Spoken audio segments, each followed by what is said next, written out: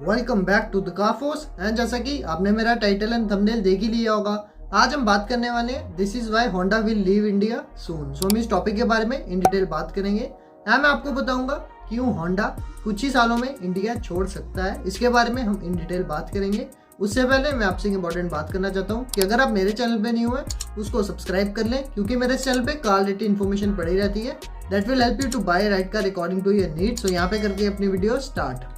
सो अगर हम बात करें होंडा कंपनी की, होंडा का सीधा मतलब है क्वालिटी। आपको काफ़ी बेहतरीन क्वालिटी देखने को मिलती है होंडा से, एंड खासकर इसके आईवीटेक इंजन जो लगातार चलते जाते हैं बिना मेजर काम करवाए हुए। पर अगर मैं होंडा कंपनी के सेल्स की बात करूं इंडिया में, वो काफ़ी बेकार है। जैसा कि आप सामने देख ही पा रहे होंगे, अगस्त के महीने में होंडा अपनी सारी कार्स 7,700 यूनिट्स ही बेच पाया था। ऑन द अदर साइड अगर मैं मारुति की बात करूं, वो अपनी ऑल्टो एक सिंगल कार 14,400 यूनिट्स बेच दिए थे उसने अगस्त के महीने में। आप देख ही पा रहे हैं कितनी खराब है परफॉर्मेंस अगर मैं बात करूं होंडा कंपनी की इन इंडिया। एंड अगर मैं बात करूं होंडा कंपनी ने अपनी कौन सी गाड़ियां डिसकंटिन्यू की है, कुछ महीने पहले 2018 में उसने अपनी होंडा मोबिलियो डिसकंटिन्यू की, 2019 में होंडा ब्रियो, एंड ऐसे ही 2022 में होंडा एकॉर्ड, एंड उसने 2020 में अपना ग्रेटर नोएडा का प्लांट भी बंद कर दिया था जो कि उसने 1997 में स्टार्ट किया था। सो ये तो एक बहुत ही बुरी बात है कि होंडा दिन ब दिन प्रोग्रेस की जगह एकदम घटते जा रहा है अगर मैं बात करूं इंडिया कंट्री की। एंड 2020 में ही उसने अपनी कंपनी से काफ़ी एम्प्लॉयज़ को निकाल ही दिया था।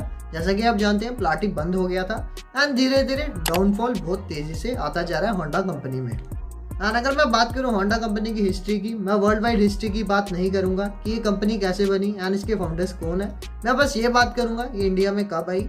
ये इंडिया में 1995 में इसने एंट्री मारी, एंड इसने अपनी पहली गाड़ी 1998 में निकाली जिसका नाम है होंडा सिटी। जैसे कि आप स्क्रीन के सामने देख ही पा रहे होंगे, काफ़ी बढ़िया गाड़ी है ये, एंड आज की डेट में भी लोगों ने बड़े शौक से रखी हुई है गाड़ी। बेशक एक्सपायर हो गई है लेकिन उनके गराज में पड़ी हुई है। जैसा कि आप सामने देख ही पा रहे हैं, इसमें आपको एक पेट्रोल इंजन देखने को मिलता था, सिर्फ पेट्रोल में ही आती थी ये। एंड आज की डेट में भी इसके इंजन एकदम न्यू है, मतलब कि जैसे उन दिनों गाड़ी चलती थी ये आज की डेट में भी कई लोगों ने ऐसे ही मेंटेन करके रखी है, जिससे कि पता लगता है होंडा काफ़ी रिलायबल कंपनी है। उन दिनों इंडियन मार्केट में इस गाड़ी का उतना भी कंपटीशन नहीं था, बस एक गाड़ी को छोड़ के, वो है मारुति सुजुकी एस्टीम। ये गाड़ी भी काफ़ी बढ़िया थी, पर हम आज होंडा की ही बात करेंगे। एंड 2003 में होंडा ने अपनी पहली एसयूवी निकाली जिसका नाम है होंडा CR-V। जैसा कि आप सामने देख ही पा रहे हैं, काफ़ी बढ़िया गाड़ी थी ये भी सिर्फ पेट्रोल में आती थी, आपको डीजल में नहीं देखने को मिलती थी। बस इसका एक ही ड्रॉबैक था, इसकी माइलेज। आपको इस गाड़ी में माइलेज कुछ भी नहीं देखने को मिलती थी। बाकी ये गाड़ी काफ़ी बढ़िया थी, इसमें आपको कंफर्ट लेवल बहुत बेहतरीन देखने को मिलता था, लुक्स भी बढ़िया थी, ओवरऑल गाड़ी एकदम फुल पैकेज था। फिर 2006 में होंडा ने अपनी सबसे सेक्सी गाड़ी निकाली जिसका नाम है होंडा सिविक। इसको पहली नज़र में ही देख के आदमी प्यार कर लेता है, इतनी प्यारी गाड़ी थी ये। जैसे कि आप सामने देख ही पा रहे हैं, इसमें आपको फ्रंट एंड बैक से एकदम सेक्सी लुक्स देखने को मिलती थी, खासकर इसका इंजन जो आपको सिर्फ पेट्रोल इंजन देखने को मिलता था, एंड उसमें आपको बहुत बढ़िया परफॉर्मेंस देखने को मिल जाती थी। ये लोगों ने up to 200 kilometre per hour तक चला चुके हैं लोग, एंड आज की डेट में भी अगर आप पुरानी सिविक चलाएंगे उसमें भी आप पावर फील कर पाएंगे क्योंकि इनके इंजन ही इतने बढ़िया होते हैं। एंड धीरे धीरे होंडा ने बाकी कार्स भी लॉन्च करी इंडिया में, उनका नाम मैं नहीं लूँगा। पर अब हम बात करते हैं डीजल कार्स की। डीजल इंजन काफ़ी कंपनीज ने पहले ही लॉन्च कर दिया था, पर उसमें होंडा कंपनी काफ़ी लेट होगी। 2013 में अपनी होंडा ने पहली गाड़ी लॉन्च करी जो कि थी डीजल होंडा अमेज, जो कि बहुत ही बेहतरीन गाड़ी है। मेरे पास पर्सनली गाड़ी है ये, पर इसमें आपको एक ही दिक्कत देखने को मिलती है, वो है इसका इंजन जो कि ज़्यादा शोर करता है as compare to its competition. अगर आप डिज़ायर डीजल का इंजन लोगे उसका इंजन इतना शोर नहीं करेगा जितना होंडा अमेज का करेगा। होंडा अमेज का जो इंजन है वही सेम आपको बाकी गाड़ियों में भी देखने को मिलता है, जैसे कि Honda city diesel and Honda Mobilio जो कि डिसकंटिन्यू कर दी गई है। सो बात करते हैं होंडा कंपनी क्यों इंडिया छोड़ के जा सकता है। सबसे पहले हम होंडा की सबसे छोटी गाड़ी की बात करते हैं जो कि थी जैज़। होंडा ने अपनी जैज़ लॉन्च करी, पर जो उसका प्राइस था बेस वेरिएंट का वो था स्टार्टिंग 7 लाख। एंड अगर मैं कंपटीशन की बात करूं, इसका कंपटीशन मेन था मारुति स्विफ्ट के साथ जिसका बेस वेरिएंट था सिर्फ 4 लाख का। सो आप प्राइस कैप देख ही पा रहे हैं, लगभग 3 लाख का, एंड इसलिए ये गाड़ी फेल होगी। ये इंडियन लोगों के बीच में इतनी भी नहीं बिकी क्योंकि इसका एक एक्सपेंसिव प्राइस। सो यही इशू है होंडा के साथ मेन कि ये गाड़ियाँ थोड़ी महंगी बनाता है as compare to other companies. And इसी गलती को ध्यान में रखते हुए होंडा ने एक अपनी दूसरी गाड़ी निकाली जिसका नाम था होंडा ब्रियो, जिसका प्राइस लगभग बेस वेरिएंट का 4 लाख रखा गया। पर यह भी एक फ्लॉप शो था क्योंकि इसमें आपको बूट स्पेस ना के बराबर देखने को मिलती थी। जैसा कि आप सामने देख ही पा रहे हैं, काफ़ी छोटी गाड़ी थी ये, एंड ये भी फेल होगी इंडियन मार्केट में। फिर 2013 में होंडा ने अपनी होंडा अमेज लॉन्च करी एंड दैट वाज हिट। लगभग 80% ऑफ द सेल्स अगर मैं बात करूं 2014 में, वो होंडा अमेज से आने लगी होंडा कंपनी को, एंड वो काफ़ी प्रॉफिटेबल होती गई। एंड ये होंडा की पहली डीजल गाड़ी थी। बाकी कंपनीज ये काम कुछ साल पहले कर चुकी थी, पर होंडा ने लेट किया 2013 में। एंड इसमें भी एक इशू था। जैसा कि आप जानते हैं, होंडा के इंजन जाने जाते हैं उनकी रिफाइनमेंट के लिए, पर अगर मैं बात करूं होंडा का डीजल इंजन, ये 1.5 लीटर का, ये एकदम उलट है। इसकी रिफाइनमेंट आपको एकदम बेकार देखने को मिलती है। मारुति का इंजन आपको ज़्यादा रिफाइंड देखने को मिलेगा। सो होंडा की ये कहानी जानकर आपको एक बात पता लग ही गई होगी कि होंडा कोई भी काम सही टाइम पर नहीं करता, चाहे वो डीजल इंजन हो या चाहे गाड़ी लॉन्च करना हो।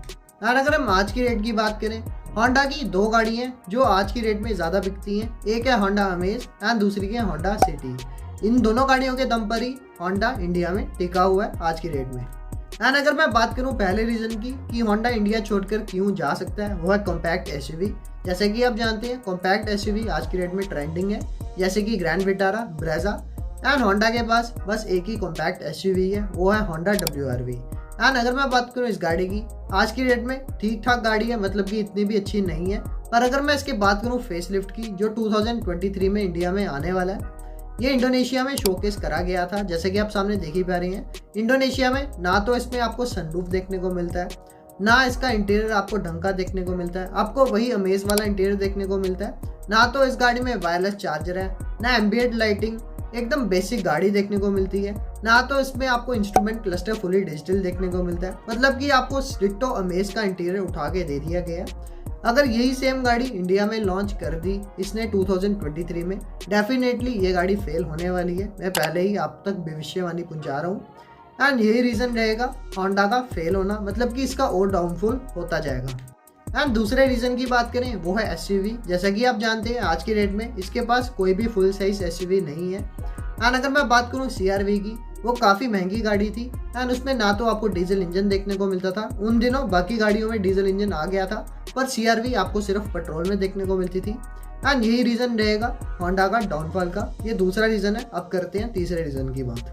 तीसरे रीज़न की बात करने से पहले मैं आप तक एक ट्वीट पहुंचाना चाहता हूँ। ये ट्वीट है 2022 का। इसमें साफ साफ लिखा गया है कि होंडा 2023 से अब डीजल कार पे इतना ध्यान नहीं देगा, वो इलेक्ट्रिफिकेशन या पेट्रोल प्लस हाइब्रिड में देगा। सो इसका मतलब यही है कि धीरे धीरे सारी कंपनीज अपनी डीजल कार बंद कर रही है। जैसा कि आप जानते हैं, i20 डीजल भी अगले साल से बंद हो जाएगी।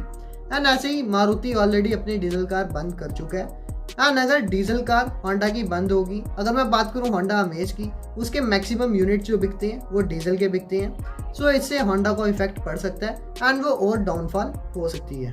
एंड अगर होंडा दोबारा इंडिया में स्टेबल होना चाहता है, उसे 3 काम करने पड़ेंगे। पहला काम है होंडा जैज का फेसलिफ्ट। उसे होंडा जैज का फेसलिफ्ट निकालना पड़ेगा एंड उसका प्राइस रेंज सेम निकालना पड़ेगा, जैसे कि आपको i20 या अल्ट्रॉस का देखने को मिलता है। एंड उसमें आपको ढेर सारे फीचर्स देने पड़ेंगे, जैसे कि sunroof, 360 degree camera, wireless charger जैसे फीचर्स जो आज की डेट में ट्रेंडिंग है टू अट्रैक्ट कस्टमर्स।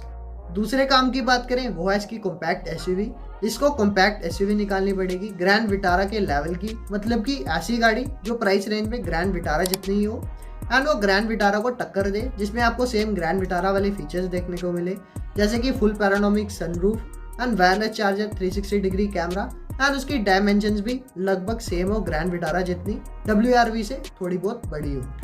तीसरे काम की बात करें, वो है इसकी फुल साइज एसयूवी। अगर होंडा कोई अफोर्डेबल फुल साइज एसयूवी निकाल दे जिसका प्राइस सेम आपको XUV 700 वाला देखने को मिले एंड उसकी डायमेंशंस भी सेम XUV 700 वाली हो, सो होंडा तब भी दोबारा सर्वाइव कर पाएगा। सो इनकी 2 ही गलती हैं, एक गाड़ी टाइम पे लॉन्च नहीं करना एंड दूसरा उसका ओवर प्राइस्ड। सो ये 2 गलतियां अगर होंडा सुधार दे, वो इंडिया में दोबारा अपनी गेम बना सकता है। बाकी I love Honda. Honda company का मैं बहुत बड़ा फ़ैन हूँ। अगर मैं बात करूँ मैं आज की डेट में कौन सी कंपनीज पे विश्वास करता हूँ, पहली है टोयोटा एंड दूसरी है होंडा। या आप पहले भी होंडा कह सकते हैं, इतनी अच्छी कंपनी है ये। सो यहाँ पे करते हैं वीडियो एंड करने से पहले मैं आपसे एक बात करना चाहता हूँ कि अगर आपके मन में कोई क्वेश्चन है वीडियो के रिगार्डिंग, वो आप मेरे से पूछ सकते हैं, या आप कोई मुझे सजेशन देना चाहते हैं वो भी दे सकते हैं कमेंट सेक्शन में। सो यहाँ पे करते हैं वीडियो को एंड। टेक केयर, जय हिंद, bye bye and have a nice day.